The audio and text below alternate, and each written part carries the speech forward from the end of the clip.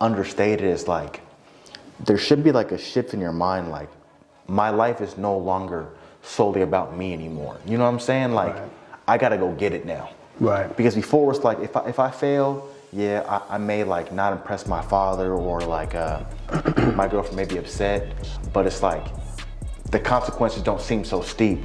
But once you have a kid, it's like, man, I could never let my kids be homeless. I can never let my kids be starved. Like full circle as far as like what fatherhood is, though. You're gonna take L's. There's gonna be some growing pains with raising your kids, but you're also gonna get a lot of associated wins as well. So, but you got to take the good with the bad, and you got to be able to roll with the punches and continue to be that leader without checking out. Whole systemic thing of like, we only want the good, but none of the struggle. Everybody wants to shine, but no one wants to grind. Yep. You know what I'm saying? Yep. And I think that's what is really pivotal. Those things go together, because if you don't have the grind and you don't have the sacrifice, you won't respect it when you get that money. You won't respect it when you get those relationships. You won't know what a good girl is if you haven't done the work in yourself. Yeah. So welcome back. Today we have Wooda with us, and today we're going to speak about early fatherhood and what were some of the expectations you had on what would it be like to be a father when you didn't have a child, and now that you do have a child, what does reality look like? So we're going to start off with like, so what are some of your experiences? I guess one of the things that was most surreal was probably like seeing my daughter take her first breath for the first time. Mm-hmm. I didn't think it would be, that important, or it'd be that of like a moment where I was like almost like my breath was like gone when I said, it was an amazing, probably one of my most amazing moments I've ever experienced. And it was just like, as soon as she came out, she already had that kind of overwhelmingly like love. And I didn't even know her yet. So it's like, I hear a lot of people talk about that. It's like love instantly as soon as you meet them, where I'm like, sometimes I kind of think like, it's kind of probably overplayed. It's like, you don't even know who they are yet, really. It's like, of course that's your seed, and that's what you're gonna love them regardless. But that instant love to where it's like, no matter what they do, you're gonna love them regardless. It's like, I couldn't necessarily directly relate to it, but as soon as I did go into that realm, I understood what people were talking about, you know what I'm saying? But as far as me understanding like where my dad was coming from, mm-hmm. and now that I have a kid and what he was always trying to preach to me, it was like, he had me at 16, 17, so we were young together. Yeah, for sure. And so I always was like, that was my best friend kind of thing. And I know like, you're not supposed to be best friends with your parents, but I watched him grow as a young man and make the decisions. And it was like, I was very observant, and I was able to take notes on what he was doing. I was never like, I never had a young lion mentality where I wanted the throne. It was always like, I respected the shit out of him though, you know what I'm saying? So it's not that I understand it more, because I feel like I've always understood it. And I've always appreciated him, always gave him his flowers for what he did. And it wasn't that he was just a father. He showed up and he was a great father. So he's always, I always respected that. But I guess one thing is that with any relationship, there's always gonna be levels. So even though I thought I was near maxed out on his respect level, now that I do have a kid, it's like, I didn't see it growing from there, because I'm like, of course I respect it. But now I see. Do you feel like it's like a deeper understanding? So like, when you love somebody and you feel like it's unconditional, like that person's always got my respect because I know the person that he is and he's never gonna betray me. So, but I also feel like it's like a deeper like understanding. You know what I mean? Yeah, so it's kind of like, the analogy I might give is like, you might think you're really good at math when you do algebra, but then you realize there's levels to this. Like, right. There's like algebras, there's trig, and there's calculus. Absolutely. Like, things get a lot more complex when you have different variables and situations. So I definitely feel like, sometimes you get a different like perspective, and I think that's important.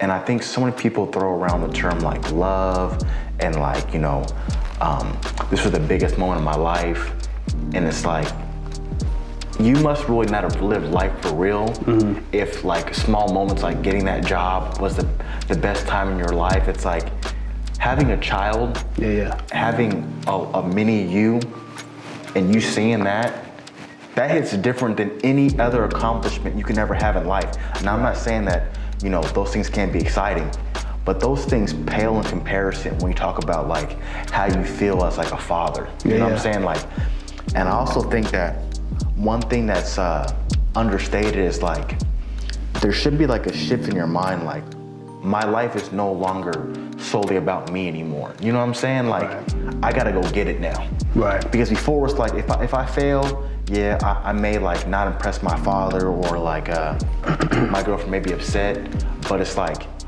the consequences don't seem so steep. But once you have a kid, it's like, man, I could never let my kids be homeless. I could never let my kids be starved. Like, I would go without eating for months. Right. If it took to my seed eats, you know what I'm saying? So Right. it just turns off like, I can't fail no matter what now, you know what I'm saying? Right. And I feel like the same way that you have admiration for certain fathers, like once you have a kid, I started looking at deadbeat dads at a whole new level too. Like, get them the fuck away from me, bro. Oh yeah, 100%. Because the love I have for my kid, the fact that you could walk around and not take care of your seed, bro. Oh yeah, you a different kind of snake, fam. You know what I'm saying? You gotta push a different line though. Yeah. At some point in time, you gotta push that line, because who do you look like having a whole bunch of men around you that don't take care of their kids though? How does that look on you though? Having those people not challenge those individuals. So like anybody in my circle, I push that hard line as well. Like, if you're a deadbeat not taking care of your kids, what are you doing? What are you doing here? Go home. Go home. And there's no leeway. So 100% I'm on with that, on board 100%. And I feel like so many times you see it like in our community that we let that shit slide for so long. Do we wonder why, like, now that there's so many young men that have never had their dads? Because the strong men that are there, I feel like didn't hold men that weren't doing their job accountable enough, you know what I'm saying? And they normalize it so much, like the dysfunction of men not taking care of their kids, or the dysfunction of like men really not showing up to their kids' life. Like, that was so normalized that like now you see comedians like, oh, you had a dad? Oh, you had a dad? He actually had a dad? Like, oh my God, he hit the lottery. It's like that should not be a common occurrence, you know what I'm saying? Like the comedians that are doing like pretty much modern day blackface. It's like the black comedians doing blackface of King Batch, yeah. all the stereotypes, and making a come up off of it. But I mean, I can't really speak on what he's doing to address those. He might be, maybe that's his way of shedding light. In a way that I don't know what he does behind the scenes, but if that's all you're doing, like trying to get fame off of the stereotypical, things that are going on, it's not very admirable though, because it's like you're exploiting your own people, and I know it to a certain extent. It's something that you're born in. You were born if you had no choice, but still, this is what you were given though, and the people that look like you are being treated a certain way. So I think you need to come together and kind of create this weird divide between all these different races, but it's like start with something that you might be familiar with, and then start trying to move out and expand and get a different way to conquer different types of stuff. I think that's why, like, when you hear certain like content creators say like we need to take more control of our image, like when you hear Kevin Samuels or Anton or other guys, like, we can't let the narrative be spoken for us. You know what I'm saying? Like, we gotta take control of like what it means to be like a good father, and that's regardless of race, but it's definitely most important in the Black community because we have like the worst perception of like fatherhood in our community. So the good fathers that are there need to hold that line even more so. And it's not fair, you know what I'm saying? It's not fair to think that there's higher expectations for those who do more. But guess what though? The stronger ones gotta carry more weight. Yeah. They gotta be that. They gotta be that Atlas.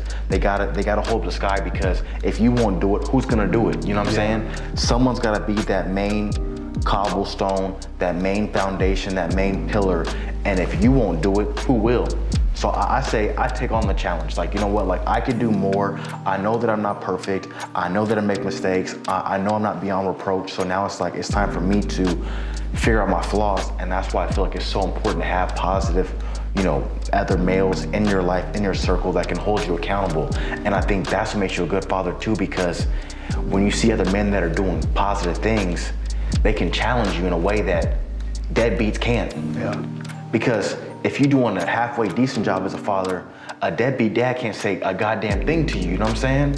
Because they're not even doing the bare minimum. Right. So when you got all your people in your circle are all striving for greatness, you gotta either fall in line or you gonna fall to the wayside. You know what I'm saying? Yeah. And the strong men are gonna take that as a challenge. I agree, and it's something like 69, 70% of Black women are single mothers. Mm-hmm. And I mean, that's almost like, it's offensive in a way. It's like, how have we let ourselves come this far to where it's like, we are like a disgrace to it, and so to speak. It's like, we are the lowest tier and we continue to underperform, and we keep making excuses to continue to underperform. And it's like, I've experienced a lot of deadbeat dads, and just from family members, just random, maybe once friends, but now acquaintances.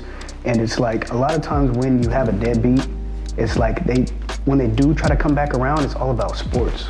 It's all about supporting this weird rap energy or something that's not even, and I don't want to a certain extent, it's like you can only teach what you know yourself. Mm-hmm. It's hard to really step outside of that realm, but I think that's part of being a man, though, is thinking outside of yourself and start thinking of how you can set your kids up for their future, though. Because it's like, if you can't really teach your kids how to make it in this world, it's like, I don't want to say you're useless or worthless, because that's a very harsh way to put it. Because if you're loving and you do support those different things, and maybe you don't know that next step.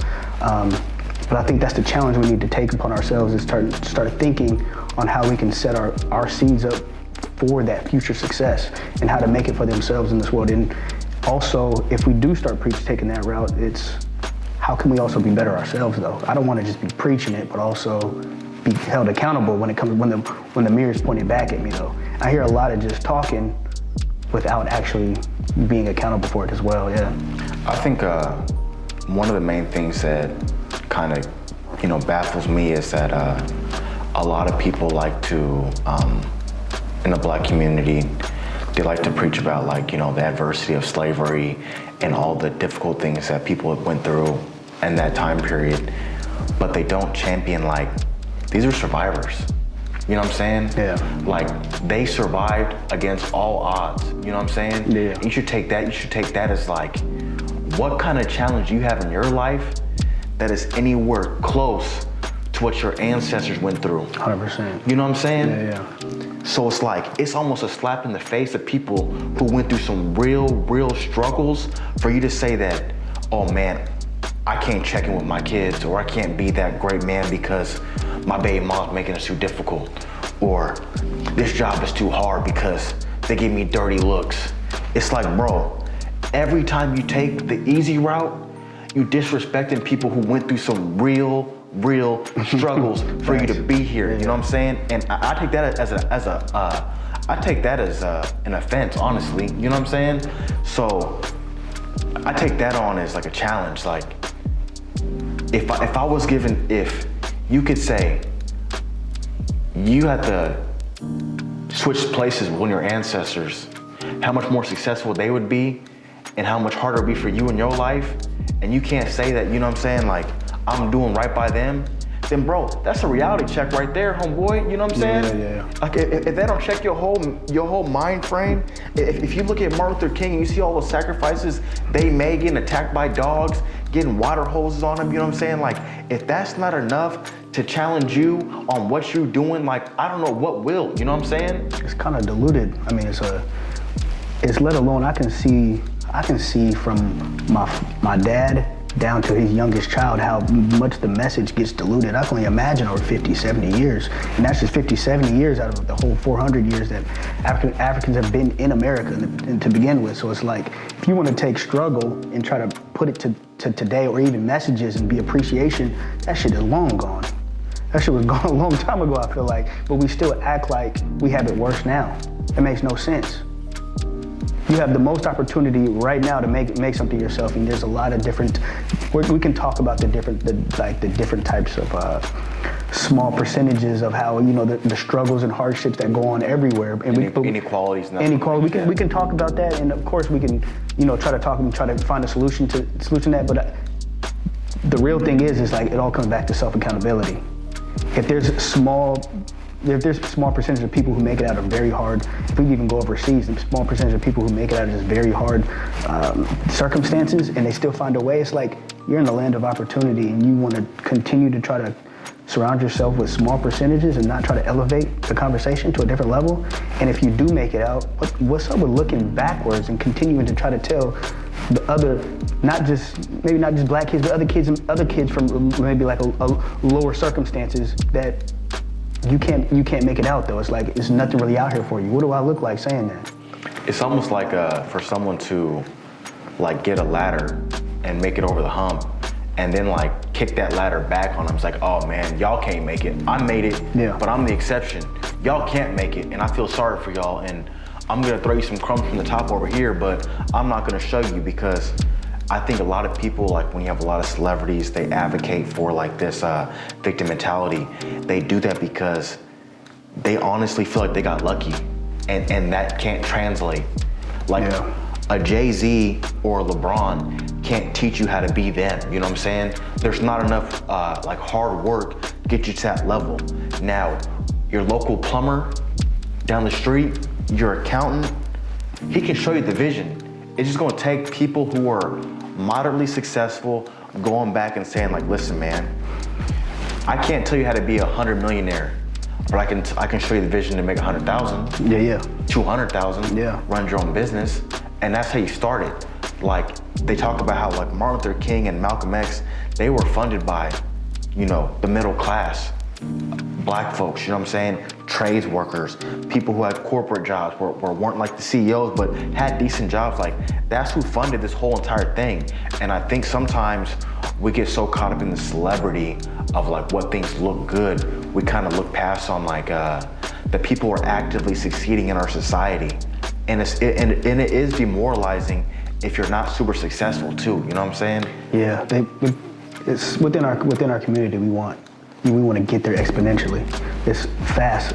It's either nothing or fast, and it's like you were saying, we continue to glorify. You know, it's either the 1 or 2% of our community, or it's like how are we gonna get there? It's like it's never the in between kind of thing, which is it's a problem. And it's also like I keep saying this, man. Who's willing to be that first like domino? You know what I'm saying? You might not be the person who sees a kid become a senator. Or become like a high-level doctor. That might not be you, but are you gonna start something to change the trajectory of like where your family's been going all this time? Because it's gonna take somebody to make some Herculean efforts to say, listen man, what's been going on before wasn't conducive to success. Let me do something different to change the trajectory of like what my seeds do. Yeah, you know what I'm saying? Absolutely. It's the planting of the trees that you're not gonna be able to sit under their shade, you know what I'm saying? Making those investments. And that's goes into the whole thing of, I think there's more than just, we gotta get out of the mindset of there's only one way to be black. When we think of what it is to be black, I feel like there's a stereotype that if you don't come from struggle, you don't know what it's like to be black. Black isn't just struggle. There's black people from all different types, from all different classes, and whatever you want to put us into whatever kind of bubble and kind of, you know, keep us in a lower tiers. Like if you don't come from what it is to really not know where your next meal is coming from, you don't know what it's like to be black. That's a low standard to have, and we got to get out of that mentality. What does that lead to? I also think that a lot of times people get upset when other races will say stuff like, oh, being poor or being addicted to drugs, that's synonymous with being black. And you're like, no, don't say that. Yeah. All black people are not a monolith. But then they'll go back and do the same things like we're a monolith. And it leads a lot of people to give them confidence to challenge people on like their identity. And I keep thinking about this concept of it's either you're all in or you're all out. Either if you want to have pride in being black, then that means taking responsibility for also being black. As a collective. If you want to be individual, if you want to be the OJ Simpson, I'm not black, I'm OJ, then that's fine. Yeah. You know what I'm saying? Because you're individual. I want to be responsible for only myself and only my family, and that makes sense. But if you want to have pride in something that you did not have a direct, you didn't directly choose, then at the same time, you have to have responsibility for the collective too, like black on black violence, crime in inner cities, the failing education system when it comes to young black boys. You have to be responsible for all that, and that's a big weight to put on someone's shoulders. Right. But at the same time, you're You're known for being like the one that steers culture, the one that's like the entertainer. You know what I'm saying? Like there's also benefits too. So it's like it's very difficult to not see the allure of the benefits of being black, but then not take the responsibilities also. You know what I'm saying? Yeah. And I think a lot of times people are willing to get the benefits, but it's a tough pill to swallow when it says, okay, well, now there's some responsibilities. What are you willing to do with those things? Yeah, I think that brings it back full circle as far as like what fatherhood is though. You're gonna take L's. There's gonna be some growing pains with raising your kids, but you're also gonna get a lot of associated wins as well. So, but you gotta take the good with the bad, and you gotta be able to roll with the punches and continue to be that leader without checking out or giving up on the kid, or if you know what I'm saying, just, like I said, it's gonna come with the good and the bad, and you gotta roll with it.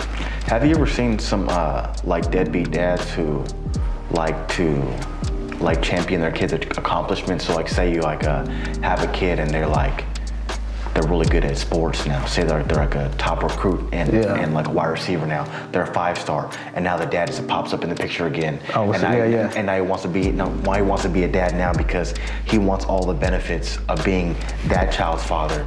But when that kid didn't know where his next meal was coming from, he was nowhere to be found. Right. And I feel like that's such a common, occurrence in our community. But it's a whole systemic thing of like, we only want the good, but none of the struggle. Everybody wants to shine, but no one wants to grind. You know what I'm saying? And I think that's what is really pivotal. Those things go together, because if you don't have the grind and you don't have the sacrifice, you won't respect it when you get that money. You won't respect it when you get those relationships. You won't know what a good girl is if you haven't done the work in yourself. Yeah. And you end up fucking her off, you know what I'm saying? Right. For lack of a better term. So I kind of feel like everybody wants all of the best things in life, but no one wants to struggle. But in that struggle is what really makes you a man, what makes you a father, what makes you that strong person. And I think it was In A Man Thinketh, he spoke about one quote was, "The supreme purpose of suffering is to purify." And I think sometimes people get lost in the hardship, and they don't see like a lot of these things are lessons. A lot of these things are meant to like make you a stronger person. Yeah. You know what I'm saying? You think they feel somewhat? It's like, do you think there's to a certain extent why so many people have give people an out for having a hard upbringing? And if they also came from that upbringing, you think it's like a survivor's remorse? Survivor's guilt? Yeah. I think a lot of people give a lot of people slack because they want that slack. So like when you see people that are willing to give people like too much benefit of the doubt, you know what I'm saying? It's because they know in themselves they're not reaching their full potential, and they don't want that light to shine back on them. So that's why you see people like cape for other people, like, oh, well, he didn't know no better, so I mean, what can you do? I mean, look at me. Yeah. I'm in the same situation as him. If I criticize him, then I gotta take that same criticism on, and I don't want that either. Instead of saying, you know what, bro, we both fucking up. Accountability. We both can do better. Yeah. How about you hold me accountable, and I'm gonna hold you accountable? But I'm not just gonna be there to criticize you. I'm also gonna be there to uplift you. We can do better than this. The situation is not ideal, but it's not us. And I think that's the main thing we gotta focus on. When you're in a tough situation, whether it be, growing up in poverty or going to jail or just having a dead-end job, a lot of these things, these are not you. These are tough situations. But when you really invest and make those things a part of you, and you kind of lock that to your personality, that's when you see the hardship really come, because now you're intrinsically tied to those things. And so if you criticize those things, it's like you're criticizing yourself. People who really aren't invested in those things don't take on those same attributes, you know what I'm saying? It's like when you go through that hardship, if you note that it's only temporary and you want more, you don't become defined by those. Even though it helped you become who you want to be, it's not like, that's not all I am. And I think Jordan Peterson talks about it as far as, when you do go through such struggles, you tap into the genome in a certain way to where it's like you start turning on different proteins on and off that wouldn't have necessarily been there in a different way. It's like now that you are going through those struggles, you force your body to evolve and up it up to that next level. So if you're always taking the easy way out, your body becomes very equipped to that kind of mechanism and never evolves to that next level. And a lot of times you regress you don't really plateau, you regress, if anything. Atrophy. Yeah, atrophy, yeah. Yeah. And I think too, sometimes if you don't know your limits, if you don't know what you really can do, then you're always gonna question like, man, if I had just studied more, would I have passed that test? Would my whole life be different? And it's also like, these things are not, just a once in a lifetime situation where, one choice changed your life. You are actively making decisions right now that are defining the person you're gonna be moving forward. You know what I'm saying? Right. A lot of people get so caught up in, the choices I made in the past, but you're actively making choices right now that could be defining your future. Thanks. Take those things that went wrong in the past as examples of reasons why you won't do the same things. Yeah. I listen sometimes to the Bigger Pockets podcast, and they talk about taking that suffering, that pain, and using that as fuel. Like that hurt and that hardship, instead of really like running from it, like using coping mechanisms, whether it be like becoming an alcoholic or a drug addict, but really feeling that pain, that suffering, and making it fuel to you. Like, I don't want to be here again, so I'm gonna strive so hard and work so hard that it's not an option again. You know what I'm saying? Yeah. And I feel like once you take that route, you'll see like just life starts to kind of work itself out if you really put that effort in. You can't cheat the process. And I know it's a cliche, and people say, hard work and preparation and luck, that's how you see success. But at the end of the day, what you do every day is gonna define you, and you're gonna see that after it's all said and done, if you are striving to be the best you and striving to be the best father, you're gonna see, the best outcomes. Yeah. The outcomes speak for itself. It doesn't matter what you say. The outcomes are gonna speak for itself. The person who comes to work the earliest, the father that goes to all the soccer games, the person who really puts all the effort in, it's gonna show on the outcomes. That's the long game though. That's the, A lot of people, they're not ready to take that long approach, you know what I'm saying? I definitely feel that, bro.